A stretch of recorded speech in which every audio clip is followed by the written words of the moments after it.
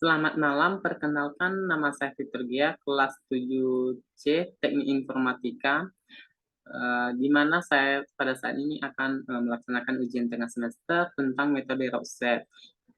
Saat ini saya akan membahas tentang salah satu contoh kasus penerapan metode Rorschach. Rorschach adalah salah satu teknik data mining yang digunakan untuk menangani masalah advertising, impression, dan finishes dalam aplikasi AI. Teori Rorschach ini merupakan teknik yang efisien dan only discovery in database dalam tahapan proses dan data mining. Saya telah mengambil salah satu studi kasus di mana ada sebuah perusahaan yang di bidang penjualan dan pembelian barang. Yang pertama, saya telah mengambil informasi sistem. Informasi sistem merupakan data awal yang kita proses untuk mendapatkan hasil akhir. Sebagai berikut, saya telah membuat informasi sistem sebagai contoh studi kasus saya. Penjualan, pembelian stok gudang, dan beban usaha. Yang kedua adalah decision system. Decision system merupakan informasi sistem yang telah kita ambil keputusan atau hasil berdasarkan asumsi yang telah memenuhi syarat ketentuan berdasarkan atributnya.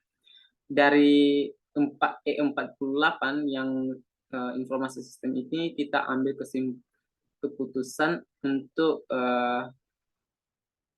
membuat sebuah hasil berdasarkan atribut menjadi hasil decision system ini adalah tabel dari decision system yang kita ambil atau keputusan berdasarkan atribut. Yang ketiga adalah equivalent class. Equivalent class ini adalah pengelompokan objek-objek yang sama dari atribut kondisi dan atribut keputusan yang berasal dari tabel decision system. Berdasarkan decision system ini, maka kita peroleh equivalent class. Equivalent class mulai dari 1 sampai equivalent class 8. Setelah kita mengambil tadi decision system, berarti kita akan lanjut mengambil atau memproses equivalent class menjadi 8 kelas. Selanjutnya kita akan melanjutkan dengan cara determinable matrix atau determinable matrix modul D. Setelah dilakukan klarifikasi menggunakan equivalent class, langkah selanjutnya untuk menganalisis data adalah dengan salah satu proses discernibility matrix dan discernibility matrix modul D. Pada tabel ini kita sebagai acuan dari data discernibility matrix atau discernibility matrix modul D.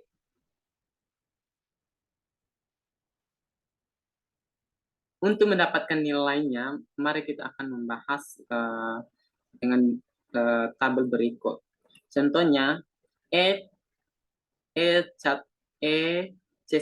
sama dengan EC1 berarti EC1 sama dengan EC1 berarti target, berarti itu sama, maka dikasih nilai X. Yang kedua, EC2 sama dengan EC1 berarti EC2 sama EC1 berarti dia sama, berarti perbedaannya di bagian A. Jadi dikasih di sini di EC2 ini A, berarti dia berbeda dari perbedaan dari EC1 sama EC2. Yang kedua berarti EC3 sama dengan EC1, berarti EC2 sama dengan EC1 sama dengan EC3, berarti EC2 sama dengan EC3. Target banyak, penuh. Oh, efisien dan tidak efisien. Jadi perbedaannya di bagian D. Begitu juga dengan selanjutnya. Sampai contohnya di X8. X8 sama X8 berarti sama kan target. Contohnya E7 dengan X1 berarti X7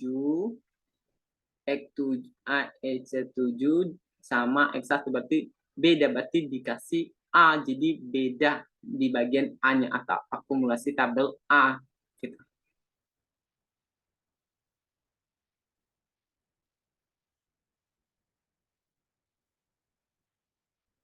Dari data di atas merupakan sekumpulan atribut yang berbeda antara objek ke-1 sama dan ke-J beserta dengan atribut hasilnya seperti terlihat pada tabel 4.12. Dari hasil di atas akan sudah dirangkum di dalam discernible matrix modul D. Jadi hasilnya menjadi sebagai berikut.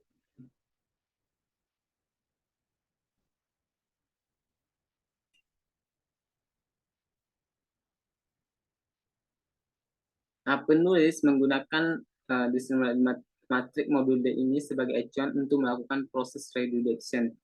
Reduction ini menjadi hasil untuk kita memproses datanya.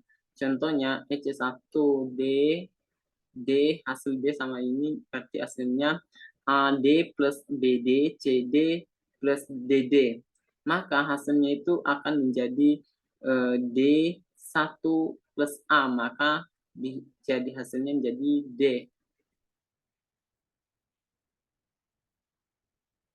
Begitu juga dengan berikutnya. Yang selanjutnya kita akan membahas tentang proses penyeleksian.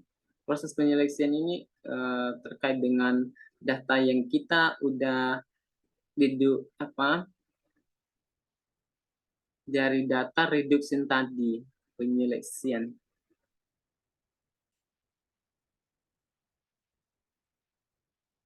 Contohnya tadi primer implikat, berarti D sama dengan reduknya dari data D tadi, reduknya menjadi huruf kurawal D.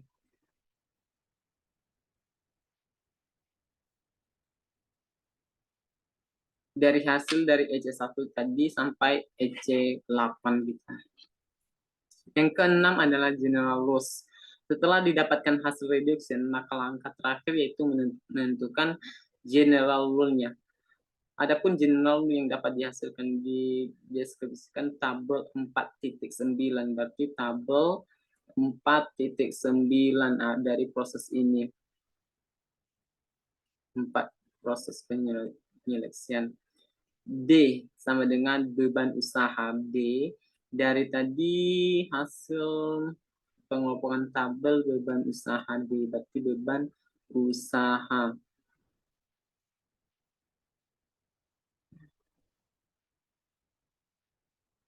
Contohnya beban usaha. Jadi kita harus mengetahui general loss-nya itu berdasarkan tabel ini ya, teman-teman. Contohnya, if beban usaha sama dengan efisien, the profit tercapai or profit tidak tercapai. Artinya, jika beban usaha efisien, maka profit tercapai atau profit tidak tercapai. Ini harus berdasarkan dengan ini ya, tabel sesuai tabel 4.9. D hasil D beban usaha. A sama dengan B, berarti A sama dengan B. Sama, jika A sama dengan jika A berarti jika penjual, jika target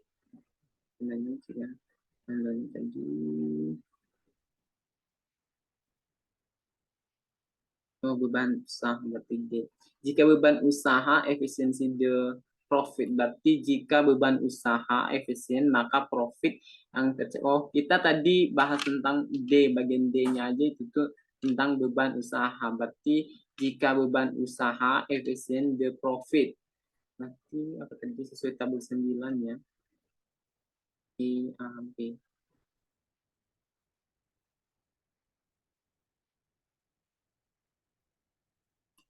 Jika beban usaha target efisien, jadi dia dari A sampai A. Jika beban usaha target ke target bisa efisien sama ya. the profit tercapai atau tidak tercapai, atau profit tidak tercapai. Yang kedua tentang A, penjualan. Contohnya jika penjualan di atas maka profit tercapai. Yang kedua, jika penjualan target maka profit tercapai atau tidak tercapai. B dan D. B dan D tadi itu adalah pembelian dan beban usaha. Kolom B dan D, kolom B dan D. B dan D, pembelian dan beban usaha. Begitu juga dengan seterusnya. Contohnya, jika pembelian banyak dan beban usaha efisien, maka profit tercapai. Yang kedua, jika pembelian kurang dan beban usaha efisien, maka profit tercapai gitu. Ketiga, jika pembelian banyak dan beban usaha tidak efisien, maka profit tidak tercapai. Yang bagian D, C, dan D, stok gudang dan beban usaha. Jika stok gudang penuh dan beban usaha efisien, maka profit tercapai. Yang kedua, jika stok gudang penuh dan beban usaha tidak efisien, maka profit tidak tercapai. Kita harus tidak membuat sembarangan, melainkan kita berdasarkan dari tabel 4.9 tadi. Yang selanjutnya penjualan dan beban usaha. Penjualan dan beban usaha. Contohnya satu, jika penjualan dan target dan beban usaha efisien. Jika penjualan target dan beban usaha efisien, maka profit tercapai. Yang kedua, jika penjualan di atas dan beban usaha efisien, maka profit tercapai.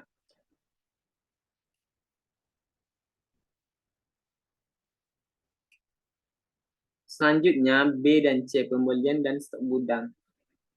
Contoh, jika pembelian banyak dan stok gudang penuh, maka profit tercapai atau tidak tercapai. Kedua, jika pembelian kurang dan stok gudang penuh, maka profit tercapai. Yang ketiga, jika pembelian kurang dan stok gudang sedikit, maka profit tidak tercapai atau maka profit tercapai atau tidak tercapai. Yang terakhir yaitu tentang penjualan dan pembelian. Jika penjualan target dan pembelian banyak, maka profit tercapai atau tidak tercapai. Dia harus berdasarkan dari data proyeksi atau tabel proyeksi tadi yang ada di tabel 4.9 berdasarkan hasil proyeksi atau dedikasi tadi pada di atas. Oke, terima kasih saja presentasi dari saya. Kurang lebih saya ucapkan terima kasih dan saya akhiri. Warahmatullahi wabarakatuh.